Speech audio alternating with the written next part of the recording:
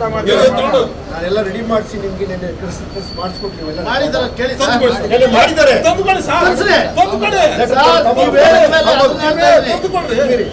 ನಾನು ಕೇಳಿಸ್ಕೊಂಡಿಲ್ಲ. ಗರಪಟ್ಟಿ ಯಾವ್ದು ಹಾಕಿದ್ದೀವಿ ನಾವು ನೌಕರ ಬಗ್ಗೆ ಸರಿಯಾಗಿ ಮಾತಾಡ್ತೀವಿ. ನಾವು ಗರಪಟ್ಟಿ ಹಾಕಿದ್ದೀವಿ ಹೇಳಿಲ್ಲ ಸರ್. ನೀವು ಹೇಳ್ತಿದ್ದಂಗೆ ನಾನು ನೀವು ಕೇಳ್ತಾ ಇದ್ದಂತ ಆಗ್ತಾ ಇರೋದು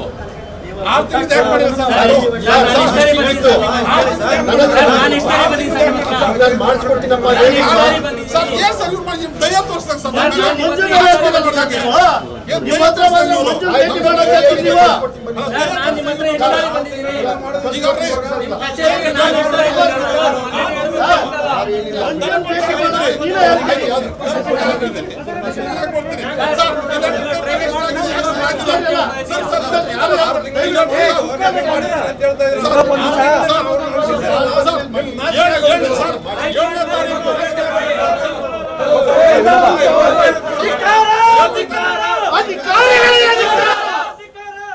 ವಂಶದಿಯ ಆಸ್ಪತ್ರೆಯಲ್ಲಿ ಸುಧಾರಿತ ನರ ಶಸ್ತ್ರಚಿಕಿತ್ಸೆ, ಮೆದುಳು ಮತ್ತು ಬೆನ್ನುಹುರಿಯ ಅಸ್ವಸ್ಥತೆಗಳಿಗೆ ಅತ್ಯಾಧುನಿಕ ತಂತ್ರಜ್ಞಾನವನ್ನು ಬಳಸಿಕೊಂಡು ತಜ್ಞರು ಆರೈಕೆಯನ್ನ ನೀಡುತ್ತಾರೆ. ಹೆಚ್ಚಿನ ಮಾಹಿತಿಗಾಗಿ ಸಂಪರ್ಕಿಸಿ 7277072770 ಅಥವಾ 9141066685.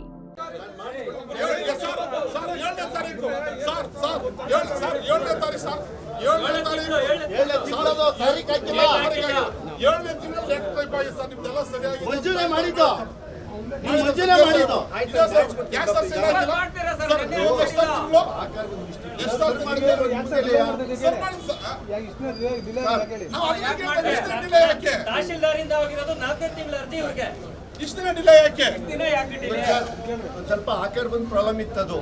ಅದರ ರೆಕಾರ್ಡ್ ತರಿಸ್ಕೊಂಡು ನಾನು ಜಿನಿನಿಟಿ ಚೆಕ್ ಮಾಡಿಬಿಟ್ಟು ಅದು ಗೌರ್ಮೆಂಟ್ ಲ್ಯಾಂಡ್ ಸರ್ ಸರಿಯಾಗಿ ಚೆಕ್ ಮಾಡಿ ನಾವು ಮಾಡಬೇಕು. ಯಾಕೆ ತುಂಬ ಕಷ್ಟ ಇದೆ ಗೌರ್ಮೆಂಟ್ ಲ್ಯಾಂಡ್ಗಳ ವ್ಯವಹಾರದಲ್ಲಿ. ಅದಕ್ಕೋಸ್ಕರ ಸಾಗುವಳಿ ಚೀಟಿ ನಾನೇ ರೆಕಾರ್ಡ್ ತರಿಸ್ಕೊಂಡು ರೆಡಿ ಮಾಡಿ ಆಯ್ತು. ಈಗ ರೆಡಿ ಮಾಡಿರೋ ಸರ್ ಆನ್ಲೈನ್ ನೀವೇ ಸ್ಕ್ಯಾನ್ ಮಾಡಿರೋದು, ನಾನು ಮಾಡೋದಲ್ಲ ಸರ್. ನಿಮ್ಮ ಮುಂದೆ ರೆಡಿ MLA ಸಾಹೇಬರು 3 ಸರಿ ಫೋನ್ ಮಾಡಿದ್ದಾರೆ. ಸಾಹೇಬರಿಗೆ ಅವ್ರು ಮಾಡ್ಕೊಟ್ಬಿಡ್ರಿ, ಚೆನ್ನಾಗಿದೆ ಮಾಡ್ಕೊಟ್ಬಿಡ್ರಿ ಅಂತ ಮಾಡಿಸಿದ್ದೀನಿ ನೋಡಿ ಸರ್. ಎಲ್ಲ ರೆಡಿ ಮಾಡಿಸಿ ನಾನು ಸರಿ ಸರ್. ಇವಾಗ 6 ತಿಂಗಳು ಓಡಾಡ್ತಾರೆ, ಯಾಕೆ ಮಾಡಿಲ್ಲ? ನನ್ನ ಹತ್ರ ಸರ್ ನನ್ನ ಹತ್ರ ಫೈಲ್ ಬಂದಿದೆ. ನನ್ನ ಹತ್ರ ಏನು ಮಾಡಂಗಿಲ್ಲ, ಒಂದು ರಿಪೋರ್ಟ್ ಹಾಕಬೇಕಾಗಿದೆ ಅಷ್ಟೇ. ಸೈನ್ ಮಾಡಿ ಒಂದು ರಿಪೋರ್ಟ್ ಹಾಕಬೇಕಾಗಿದೆ. ಕೆಲಸ ಆಗ್ಬೇಕಲ್ವೇನಪ್ಪ? ಅಷ್ಟೇ ಅಲ್ವೇನಪ್ಪ? ಕೆಲಸ ಆಗ್ಬೇಕು ಅಷ್ಟೇ. ನಮ್ಮ ಜವಾಬ್ದಾರಿ ಬಿಡಿ ಸರ್.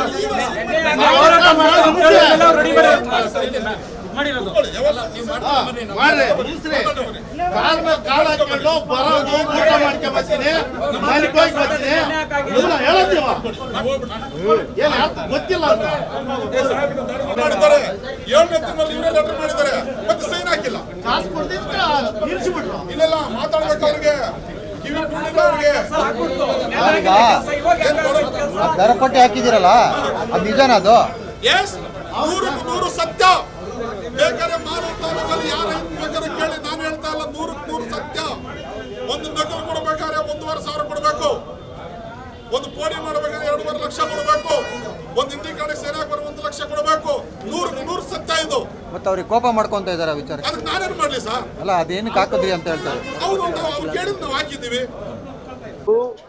ಹೊಸ ನಂಬರು 85 ಇಸ್ವಿಲಿ ಪೋಡಿ ಮಾಡವ್ರೆ. ಹೌದು, 85 ಇಸ್ವಿಲಿ ಪೋಡಿ ಮಾಡಿದ್ದು ಇಲ್ಲಿವರೆಗೂ ಇಂಡಿ ಕಾರ್ಡ್ ಮಾಡಿಸ್ಕೊಂಡಿಲ್ಲ ನೀವು, ಗೊತ್ತಾಯ್ತಾ?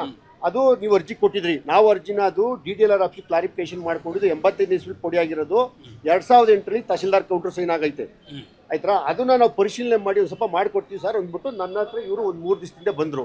ನಾನು ಮಾಡ್ಕೊಡ್ತೀನಿ ಸರ್ ಅಂತ ಹೇಳ್ಬಿಟ್ಟು ಎಲ್ಲ ತರಿಸಿ ಡೀಟೇಲ್ ಎಲ್ಲ ಬರೆಸಿ ನಿನ್ನೆ ನಾನು ಟೈಪು ಮಾಡಿಸಿದ್ದೇನೆ. ನೆನೆದಿಸ್ಲಿಲ್ಲ, ಬೆಳಿಗ್ಗೆ ಬಾರಪ್ಪ ಬೆಳಿಗ್ಗೆ ಹೊತ್ತಿನ ಸೈನ್ ಹಾಕಿ ನಾನು ಕಳ್ಸಿಕೊಡ್ತೀನಿ ಅಂತ ಹೇಳ್ಬಿಟ್ಟು ಸೈನ್ ಹಾಕಿದ್ದೀನಿ, ಕಳ್ಸಿಕೊಡ್ತಾ ಇದ್ದೀವಿ ತಹಶೀಲ್ದಾರ್ಗೆ ಇಂಡಿಕರಣಕ್ಕೆ, ಪಾಣಿ ಇಂಡಿಕರಣ ಮಾಡೋಕ್ಕೆ.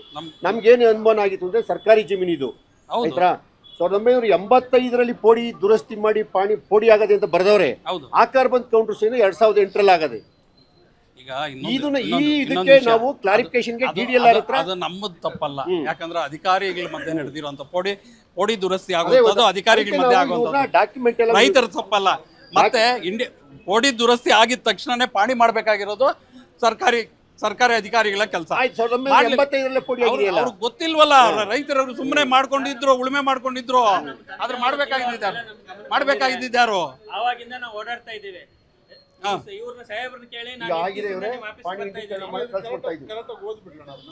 ಸರ್ ಕೊಡಿ ಸರ್ ನೋಡಿ, ಕರೆದರೆ ಸಂಗಪ್ಪರವರಿಗೆ ಮಂಜೂರಾಗಿರುವ ಹಾಗೂ ಮಂಜೂರಿ ಪರಿಸ್ಥಿತಿ ಪೈಕಿ ಹೊಸ ಸರ್ವೆ 35ಕ್ಕೆ ಪಾಣಿ ಇಂಡೀಕರಣ ಕ್ರಮ ಕೋರುತ್ತಾ ಅಂತ ಬರೆದು ಇದರೊಂದಿಗೆ ಸರಿ ಇದೊಂದು ಆಯ್ತು. ಕೇಸರ್ಕರ್ ಮಂಜು ಅವರು ಏನಣ್ಣ ಇದು ಹಿಂಗ್ ಓಡಾಡ್ತಿರಣ್ಣ ಅಂದ್ರೆ ನನಗೇನಪ್ಪ ಗೊತ್ತು ಹೋಗಿ ಹೇಳಿ ನಾನು ಕೇಳೋದು ನಾನು ಅವ್ರ ಬಗ್ಗೆ ಕ್ರಮ ತಗೊಳ್ತೀನಿ ಅವ್ರ ಮೇಲೆ. ಏನ್ ಕ್ರಮ ಹೇಳ್ಬಿಡಿ ಸರ್ ಆಯ್ತು. ದಯವಿಟ್ಟು ನಾವು ಅವ್ರ ಮೇಲೆ ಶಿಸ್ತು ಕ್ರಮ ತಗೊಳ್ಳಿಕ್ಕೆ ಅಲ್ಲಿ ಆ ಜಾಗದಿಂದ ಬೇರೆ ಕಡೆ ಆಯ್ತು. ಅವ್ರಿಬ್ಬರ ಮೇಲೆ ಶಿಸ್ತು ಕ್ರಮ ತಗೊಳ್ಳಿಕ್ಕೆ DDLR ಅವರಿಗೆ ಲೆಟರ್ ಹಾಕ್ತೀನಿ, ಇವತ್ತೇ ಲೆಟರ್ ಹಾಕ್ತೀನಿ ಅವ್ರಿಬ್ಬರ ಮೇಲೆ ಕ್ರಮ ತಗೊಳ್ಳಿ. DDR ಡೆಪ್ಯೂಟಿ ಡೈರೆಕ್ಟರ್ ಇವಾಗ ಕಂಪ್ಲೇಂಟ್ ದಾರ ನಾವಿದ್ದೀವಿ, ಕಳ್ಳತನ ನಿಮ್ಮೇನಿಲ್ಲ, ನಮ್ಮನ್ನು ಉಲ್ಲೇಖ ಮಾಡಿ ದಯವಿಟ್ಟು ಅಲ್ಲಿ ಲೆಟರ್ ಹಾಕಿ. ಖಂಡಿತ ಬರೀತೀನಿ. ನಮ್ಮನ್ನು ಉಲ್ಲೇಖ ಮಾಡಿ ಅವ್ರು ರೈತರ ಕೆಲಸ ಮಾಡಕ್ಕೆ ಉಲ್ಲೇಖ ಅಲ್ಲ. ಕ್ರಮ ತಗೊಳ್ಳಿಕ್ಕೆ ಹೇಳ್ತೀನಿ. ಅಲ್ಲ ಹೇಳ್ದಲ್ಲ ಮಂಜುನಾಥ್ 4 ಲಕ್ಷ ಸರ್ ಇಲ್ಲ ಬಿಡಿ, ಅದ್ ನಾನು ಅವ್ರ ಮೇಲೆ ಕ್ರಮ ತಗೊಳ್ತೀನಿ ಬಿಡಿ, ಶಿಸ್ತು ಕ್ರಮ ಅಲ್ಲ, ತಗೊಳ್ತೀನಿ. ಈಗ ಇನ್ನೊಂದು ವಿಷಯ, ನಾವು ಮನವಿಯಲ್ಲೇ ಕೊಟ್ಟಿದ್ರಿ ಸರ್, ಅವ್ರ ಹೆಸರುಗಳೇ ಕೊಟ್ಟಿದೀವಿ, ಮನವಿಯಲ್ಲೇ ಕೊಟ್ಟಿದೀವಿ, ಅವ್ರ ಹೆಸರುಗಳೇ ಕೊಟ್ಟಿದೀವಿ, ಕ್ರಮ ಮೇಲಧಿಕಾರಿಗಳಿಗೆ ಲೆಟರ್ ಬರೀತೀನಿ ಬಿಡಿ. ಬರೀರಿ ಸರ್, ಬರೀರಿ. ಬೇಡ, ನಾವು ಲೀಗಲ್ ಆಗಿದ್ರೆ ಮಾಡಿ ಕಳ್ಸೇ ಬಿಡ್ತೀವಿ ಅವತ್ತೇ. ಲೀಗಲ್ ಆಗಿಲ್ಲ ಅಂದ್ರೆ ಲೀಗಲ್ ಆಗಿ ನೀವು ಮಾಡಿ ನಾವು ದಯವಿಟ್ಟು ನಿಮ್ನ ಹೇಳಲ್ಲ, ಅವತ್ತು ಅದು ಕಾರಣ ಬರೆದು ಬಿಡಿ, ನಿಮ್ಮಲ್ಲಿ ಲೀಗಲ್ ಆಗಿರೋದು ಕಾರಣ ಬರೆದು ಬಿಡಿ, ನಾವು ಬರೋದಿಲ್ಲ. ಒಂದು ಲೀಗಲ್ ಆಗಿದ್ರೆ ಸುತ್ತಾಡಿಸ್ಬೇಡ್ರಿ. 6 ತಿಂಗಳು, ಇವಾಗ 6 ತಿಂಗಳ ಅವ್ರ ಮಾಸ್ಟ್ರು, ಇನ್ನೊಬ್ರು ಸ್ಟೂಡೆಂಟ್. ಇಲ್ಲ, ಇದು ಎಷ್ಟು ಏನು ಏನ್ ಎಷ್ಟು ಕೂಲಿ ವೆಸ್ಟ್ ಸರ್ ಅವ್ರಿಗೆ? ಸರ್, ಇದು ಏನ್ ಡಿಲೇ ಆಯ್ತು ಅಂತ ಕೇಳ್ಬಿಟ್ಟು ಕೇಳಿ.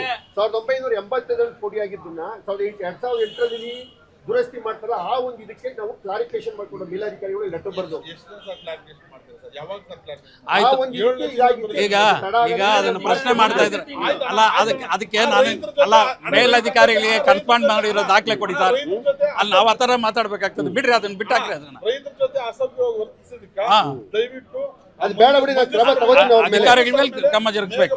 ಅವ್ರ ಮೇಲೆ ಕ್ರಮ ಏನ್ ಕೈಗೊಳ್ತಾರೆ ದಯವಿಟ್ಟು ನಮ್ಮನ್ನೇ ಉಲ್ಲೇಖ ಮಾಡಿ. ಗೊತ್ತಾಯ್ತು. 85ರಲ್ಲಿ ದುರಸ್ತ ಆಗೈತೆ, ಅದು ಅನುಮಾನ ನಮ್ಗೆ. ಯಾಕೆ 85 ದುರಸ್ತ ಇಂಡಿಕೇಟ್ ಆಗಿಲ್ವಲ್ಲ? 50 ಅಲ್ಲ, ಸೆಕೆಂಡರಿ ಕ್ಲಾಸ್ ಅಲ್ಲಿ ಆಗಿರೋದೇ ಕೆಲವು ಪಾಣಿಗಳಾಗಿಲ್ಲ ಸರ್.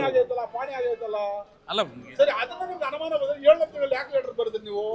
ನಿಮ್ಗೆ ಅನುಮಾನ ಇತ್ತಲ್ಲ, 7ನೇ ತಿಂಗಳಲ್ಲಿ ನೀವು ಯಾಕೆ ಲೆಟರ್ ಬರೆದ್ರಿ ಸರ್? ಯಾಕೆ ಪತ್ರ ಈಗ ಬರ್ತಾ ಈಗ ಈಗ ಮನವಿ ಕೊಡೋದಾ? ಮನವಿ ಆಯ್ತು ನನಗೆ. ಅವ್ರಿಗೆ ಅಧಿಕಾರಿಗಳ ಮೇಲೆ ಮೀಡಿಯಾ ಏನ್ ಹೇಳಿ? ನೀವೇ ಹೇಳ್ರಿ ಏನ್ ಮಾಡ್ತೀರಾ ಅಂತ ಹೇಳ್ರಿ. ಇವಾಗ ರೈತರು ವಿಡಿಯೋ ನನ್ನ ಹತ್ರ ಇದ್ದಾವೆ.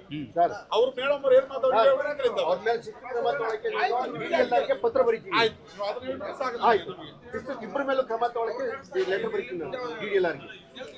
ಏನ್ ಸರ್, ಇಬ್ಬರ ಮೇಲೆ ನಾನೇ ಕ್ರಮ ತಗೊಳಕ್ ಬರಲ್ಲ, ನೋಟಿಸ್ ಕೊಡ್ತೀನಿ ಅವ್ನಿಗೆ.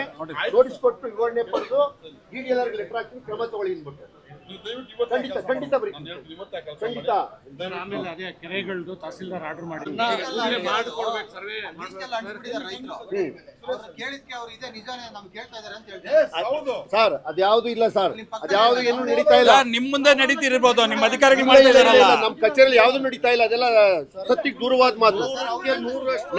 ನಾನು ಸತ್ಯವಾದ ಮಾತು ಇವ್ರೆ ನೋಡಿ ಸರ್.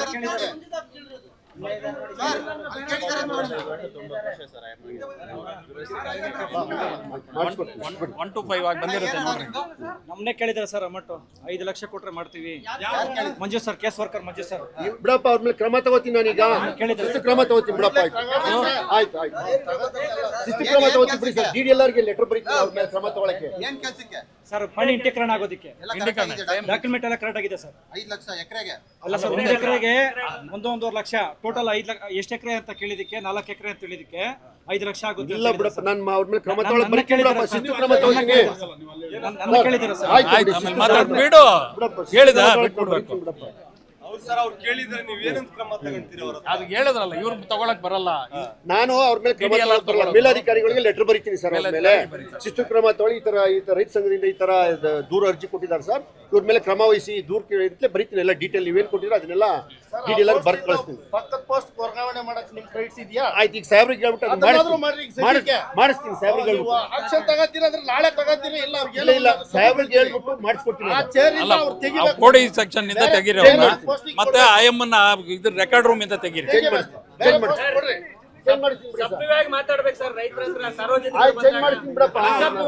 ರೆಕಾರ್ಡ್ ರೂಮ್ ಅಲ್ಲಿ ಮೊದಲ ದಿನ ಆಕಾರ ಬಂದು ಸರ್, ಕರೆಕ್ಟ್ ಮುಗಿತು ಆಗಿರ್ತದೆ, ಸರ್. ಎರಡನೇ ದಿನ ಹೋದ್ರೆ ಆಕಾರ ಬಂದು ತಿದ್ದುಪಡಿ ಆಗಿರ್ತದೆ. ಈಗ ಆಯ್ತು, ಮುಗೀತು ಸರ್. ಹಾ, ಸರಿ ಸರ್. ಒಂಚೂರು ಆ ಕೆರೆಗಳದ್ದು ಹಾಗೆ ಇದು ಮಾಡ್ಬಿಡಿ ಸರ್. ಸತ್ಯವಾದ ಮಾತು ಸರ್, ಅದೆಲ್ಲ ಯಾವುದು ಏನು ನಮ್ಮ ಇಲಾಖೆಯಲ್ಲಿ ನಡೆಯಲ್ಲ. ಅದು ಹೇಳ್ತಾ ಇದಾರೆ ಈಗ ಪ್ರತಿಭಟನೆ ಸರ್ಕಾರಿ ಕೆಲಸ ಮಾಡ್ಬೇಕಷ್ಟೇ ನಾವು, ಅದೆಲ್ಲ ಏನು ಇಲ್ಲ. ದರಪಟ್ಟಿ ಏನಿಲ್ಲ. ಯಾವುದು ಆದ್ರೆ ಯಾವ್ದು ನಮ್ಮಲ್ಲಿ ನಡೀತಾ ಇಲ್ಲ ಅಂತಲೇ ಹೇಳ್ತಾ ಇದ್ದೀನಲ್ಲ, ನಮ್ಮಲ್ಲಿ ಯಾವ್ದು ಇಲ್ಲ ಅದು ಅಂತ ಸರ್.